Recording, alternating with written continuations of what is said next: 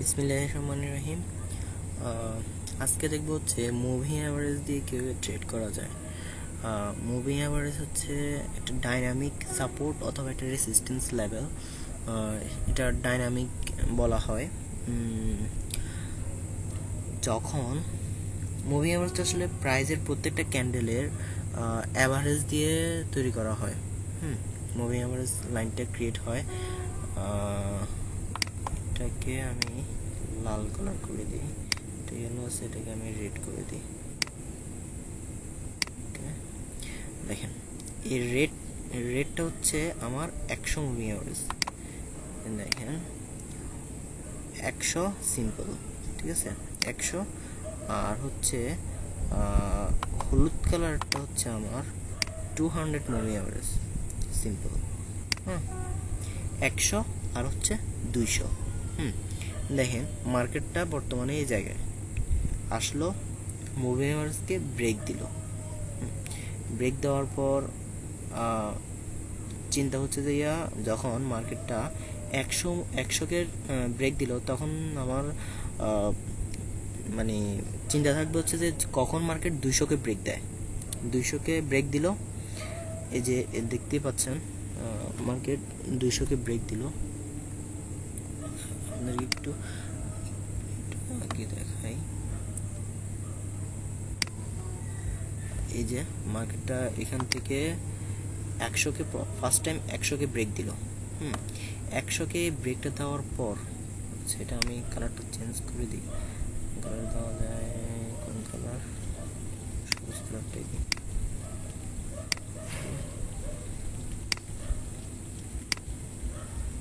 যখন মার্কেটটা 100কে ব্রেক দিল, ব্রেক দেওয়ার পর আমার চিন্তা ভাবনা থাকবে হচ্ছে এই যে 200কে ব্রেক দিতে পারে কিনা, সে 200কে সে ব্রেক দিতে পারে কিনা।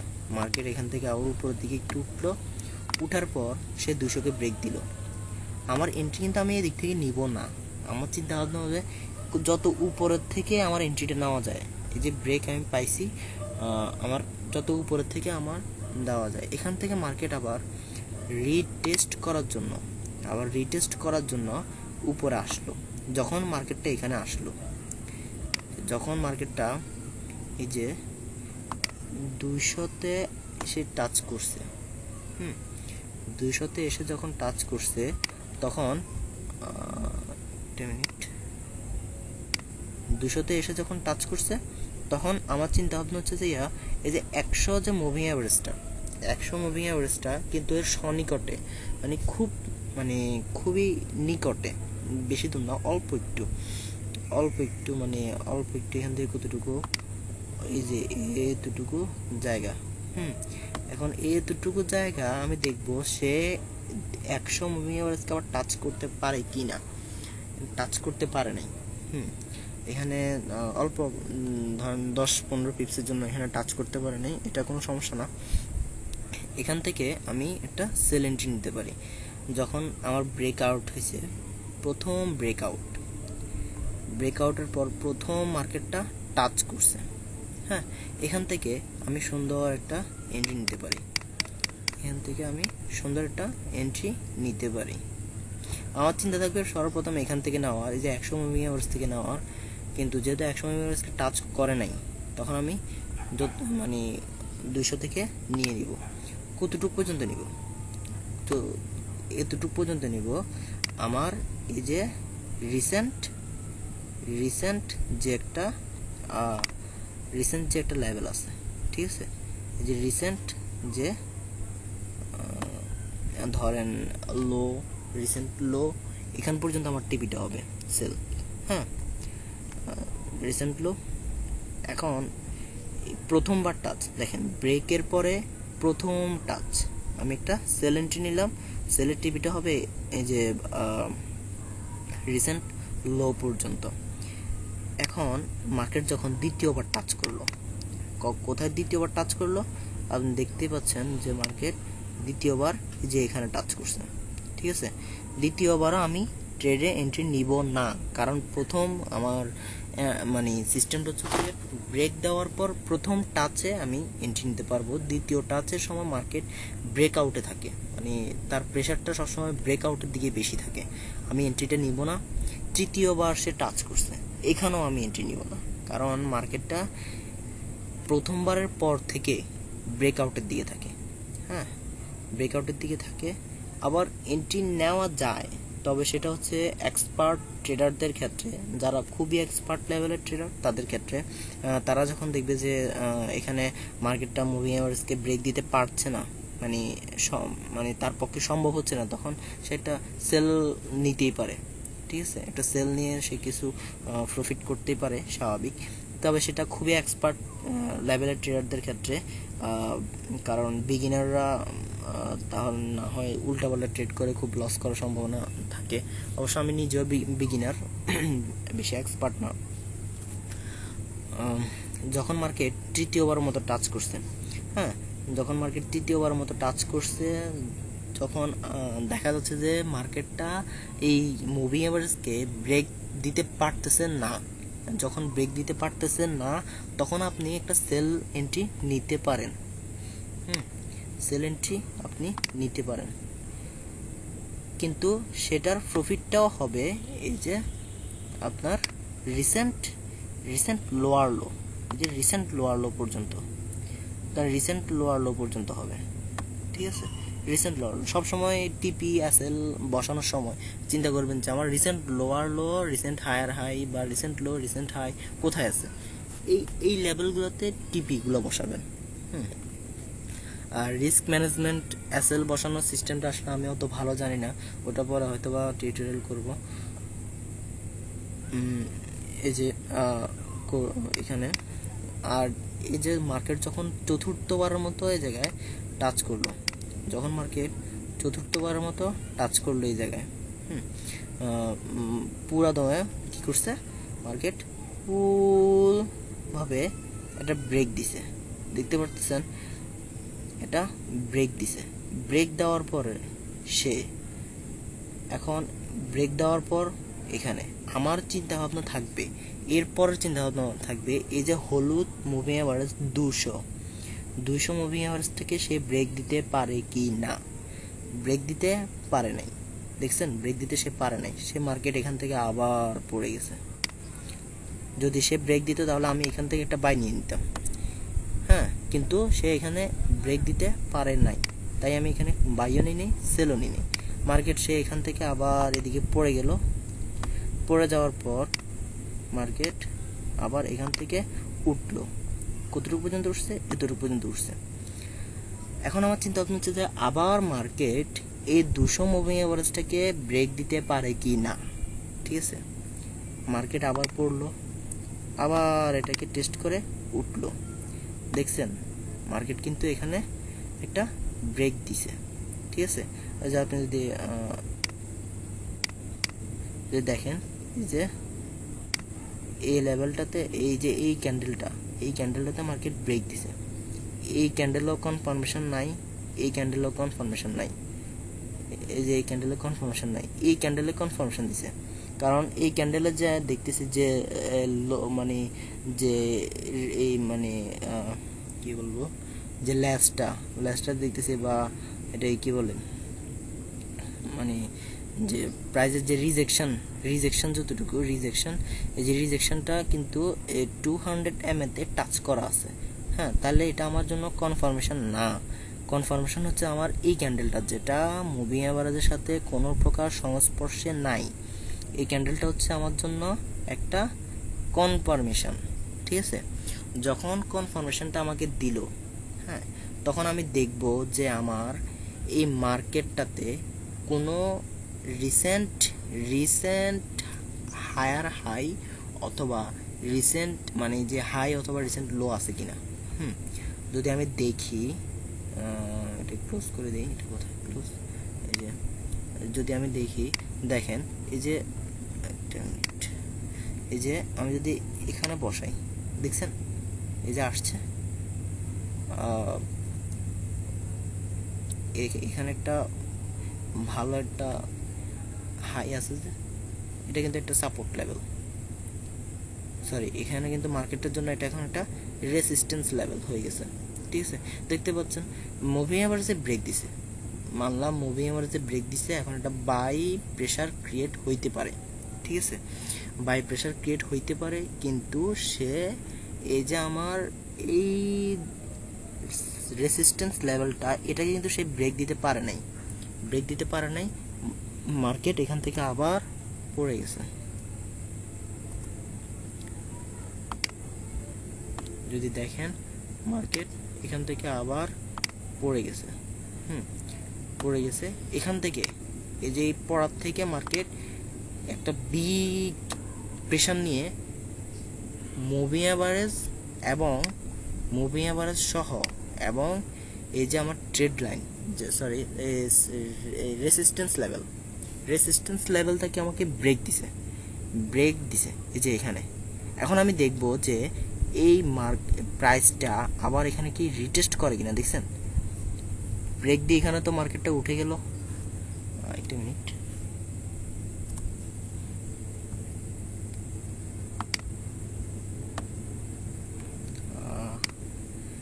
এই যে এখান পর্যন্ত আমার আসছে, আসার পরে এই যে আমার যে দেখতেই পাচ্ছেন এই দুইটা, এখানে মার্কেটটা আবার কি করছে, রিটেস্ট করছে কোনটাকে, এই 0702 প্রাইসটাকে মার্কেট রিটেস্ট করছে। এই যে রিটেস্ট লেভেল থেকে, হ্যাঁ এই রিটেস্ট লেভেল থেকে আমি একটা বাই দিব, কোন দিকে, এখান থেকে আমি একটা বাই দিব, ঠিক আছে। বাইটা ওই যে বললাম হায়ার হাই অথবা লো, হাই অথবা হায়ার হাই দেখি আমার এখানে কোনো হায়ার হাই আছে কিনা। এই যে আমার এখানে একটা হায়ার হাই আছে, দেখতে পাচ্ছেন, এই যে আমার এখানে একটা হাই আছে, হ্যাঁ এই যে আমার এই যে এন্ট্রিটা আমার হবে, মানে আমার টিপিটা হবে ওই পর্যন্ত, এই পর্যন্ত আমার টিপিটা হবে। এখানে যদি আমি এন্ট্রিটা নিই, বাস আমার টিপিটা এখান পর্যন্ত হবে। এই যে এখানে আমার এন্ট্রি হবে, এখানে আমার টিপি হবে এখানে, কি অনুযায়ী, এই যে আমার এই হাইটা আছে, এই হায়ার হাই অনুযায়ী আমার এখানে টিপিটা হবে, হ্যাঁ এই টিপিটা হবে। কিন্তু মার্কেট যদি এটাকে ব্রেক দিতে পারে তখন কিন্তু আমি ট্রেড ক্লোজ করব না। যদি মার্কেট ব্রেক দিতে না পারে, যদি মার্কেট এটাকে ব্রেক দিতে না পারে তখন আমি ট্রেডটা ক্লোজ করে দিব। যদি মার্কেট ব্রেক দিতে পারে তখন আমি ট্রেডটা ক্লোজ করব না। হ্যাঁ এখান থেকে দেখছেন মার্কেটটা এই জায়গাতে অবশ্য ব্রেক দিতে পারে নাই, তবে মানে রিওয়ার্ড রাখার জন্য, আপনার ওভার রিস্ক না নেওয়ার জন্য এটাই ভালো যে ধরেন এখানে ট্রেডটা ক্লোজ করে দিলেন, এটাই ভালো। আর যদি আপনি দেখেন যে মার্কেট মানে দিতে পারে কিনা, ব্রেক দিতে পারে কিনা, তাহলে ওই পর্যন্ত ওয়েট করেন যে মার্কেট ব্রেক দিল কিনা, ওই পর্যন্ত ওয়েট করেন। কিন্তু যখন দেখতেছেন যে মার্কেট ব্রেক দিচ্ছে না তখন আপনার ট্রেড ক্লোজ করে দেওয়াটাই উত্তম। হ্যাঁ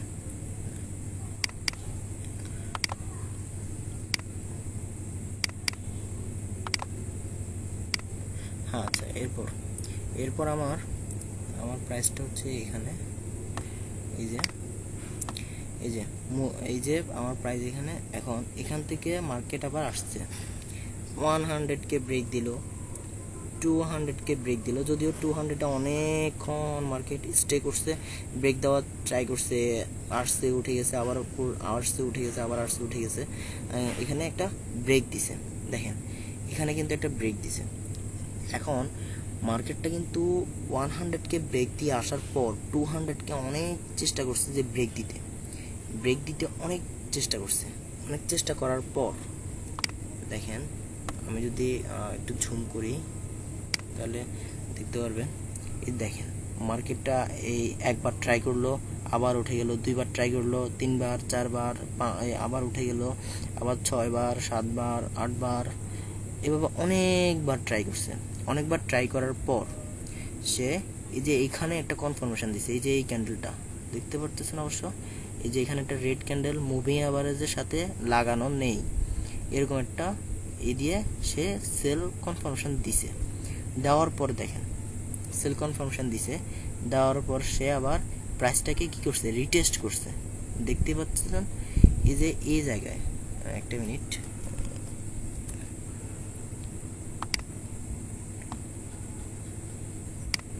এই যে এই ক্যান্ডেলটা দিয়ে প্রাইসটা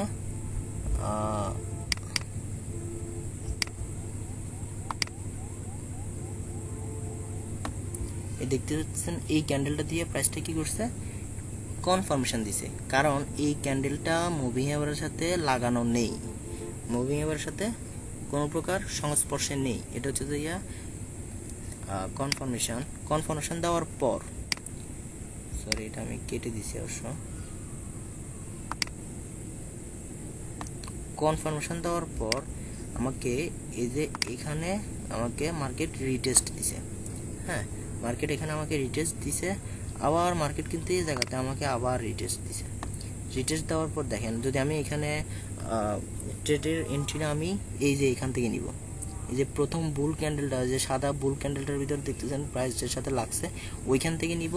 আর না হয় মানে ওইখান থেকে আমার মানে ট্রেডের এন্ট্রিটা হবে সেল এন্ট্রি, এই যে এখান পর্যন্ত। আবার বলতেছি টিপিটা আপনার রিসেন্ট হাই রিসেন্ট লো থেকে নেবেন, রিসেন্ট হাই অথবা রিসেন্ট লো। যদি দেখি তাহলে রিসেন্ট হাই রিসেন্ট লো কোন জায়গায় আছে, যদি রিসেন্ট হাই রিসেন্ট লো দেখি তাহলে আমার রিসেন্ট হাই লো আছে হচ্ছে যে ধরা যায়, এই জায়গাটাকে ধরা যায়, এই জায়গাটা ধরতে পারি, এই জায়গায় টাচ করে নেই। হ্যাঁ, তাহলে আমি আবার একটু উপরে ধরতে পারি, এই জায়গাটাকেও ধরা যায়, এই জায়গাটাও টাচ করে নেই, এই জায়গাটাকেও টাচ করে নেই মার্কেট। তবে মানে আপনার রিসেন্ট হাই লো পর্যন্ত আপনি টিভিটা বসাবেন, এটাই হচ্ছে মানে বড় কথা। রিসেন্ট হাই লো, রিসেন্ট ধরেন এখানে আপনার যদি এখানে রিসেন্ট কোনো লো থাকে তাহলে ওই পর্যন্ত আপনার টিপিটা আপনি বসাবেন। যদি এরপর যদি কোনো রিসেন্ট হাই লো পর্যন্ত যদি কোনো টিপিটা না যায় তাহলে ওই যে একটা কথা আছে না, আপনার 100% ফরেক্স মার্কেটে 100% কোনো নেই, ঠিক আছে। আসলে অ্যানালাইসিস বলতে এটা হচ্ছে যে একটা ধারণা, একটা ধারণা যে ওই পর্যন্ত যাইতে পারে, এই পর্যন্ত আসতে পারে, কিন্তু আসবে এরকম কোনো সিউরিটি নাই, ঠিক আছে, এরকম কোনো সিউরিটি নেই। ফরেক্স মার্কেটে এরকমটা কখনোই হয় না। তারপর দেখতে পারেন এই যে মার্কেট ব্রেকের পর প্রথম টেস্ট, এখানে কিন্তু আপনি আবার ট্রেডে এন্ট্রি নেওয়াটা না নেওয়াটাই উত্তম। কারণ আপনি যদি দেখেন তাহলে আপনাকে প্রথমবার বলা হয়েছে যে মানে প্রথম যে রিটেস্ট মার্কেট যে টেস্ট করে ওইটাতে এন্ট্রি নেওয়াটা উত্তম। দ্বিতীয়বার মার্কেটের ব্রেকআউট করার মতো এরকম একটা মানে প্রেশার থাকে, যে মার্কেট ব্রেকআউট করবে এরকম একটা প্রেশার থাকে মার্কেটে। হ্যাঁ, যে এই জায়গাটাতে আপনি এই সেল এন্ট্রি না নেওয়াটাই উত্তম, কোনো এন্ট্রি বাই সেল কোনোটাই না নেওয়াটা উত্তম। কিন্তু ও মানে এক্সপার্ট ট্রেডার যারা আছে তারা যেহেতু এখানে দেখতে পারতেছেন যে মানে মার্কেট ব্রেক দিতে পারতেছে না, একটা ক্যান্ডেল, দুইটা ক্যান্ডেল, তিনটা ক্যান্ডেল, চারটা ক্যান্ডেল এখানে স্টে করে ফেলছে। অবশ্য এগুলো কিন্তু 4 আওয়ারের ক্যান্ডেল, দেখেন এক একটা ক্যান্ডেল 4 আওয়ার, তার এখানে 1 2 3 4 4 4 12 ঘন্টা এখানে স্টে করছে। তার মানে কি এটা অনেক অনেক ভালো একটা মানে রেসিস্টেন্স হিসেবে আছে। বললাম না, মুভিং এভারেজ হচ্ছে ডাইনামিক সাপোর্ট, ডাইনামিক রেসিস্টেন্স হিসেবে কাজ করে, মানে ডাইনামিক্যালি এগুলো কাজ করে। হ্যাঁ, এখান থেকে আপনি যদি এক্সপার্ট হয়ে থাকেন তাহলে এখান থেকে একটা সেল নিতে পারেন, যেহেতু দেখতেছেন যে এখানে ব্রেকআউট দিতে পারতেছে না, আপনি একটা নিতে পারেন, ঠিক আছে। তবে বিগিনাররা এখানে না নেওয়াটাই উত্তম। মার্কেট আবার পড়ছে, এই যে মার্কেট এখানে একটা ব্রেক দেখতে পাচ্ছেন, মার্কেট এখানে একটা ব্রেক দেওয়ার পরে দেখেন এই যে ক্যান্ডেল, এই ক্যান্ডেলে একটা কনফার্মেশন দেওয়া আছে, এই ক্যান্ডেলে কনফার্মেশন দেওয়া আছে সেম সিস্টেম। সেম সিস্টেমে আপনি একটু ওয়েট করবেন মার্কেট কখন রিটেস্ট করবে। দেখেন মার্কেট এখানে রিটেস্ট করছে, রিটেস্টের পরে আপনি এখানে একটা ট্রেড এন্ট্রি নিলেন, এন্ট্রি নেওয়ার পরে আপনার রিসেন্ট হাই কোথায় আছে ওইটাও খুঁজে আপনি এখানে একটা টিপি বসায় রাখলেন। ওই টিপিটা যদি মার্কেট ওই পর্যন্ত যায় তাহলে তো ভালোই হিট করলো, ভালো। সেম সিস্টেম আসলে মুভিং এভারেজে ট্রেড করার সিস্টেম এই সিস্টেমটাই। হ্যাঁ, এই সিস্টেমটাই মুভিং অ্যাভারেজ ট্রেড করার সিস্টেম, মানে মুভিং অ্যাভারেজ 100-200, যেটা ওয়ারেন বাফেট মানে এই সিস্টেমটা ফলো করতো। ওয়ারেন বাফেট বিখ্যাত ট্রেডার, এবং আমার বড় ভাই জেলন ভাই উনিও এটাই ফলো করে। ওনার থেকে দেখে দেখে আমিও ফলো করি, এইটাই আর কি। তো আসসালামু আলাইকুম, এখান পর্যন্তই থাক আজকে।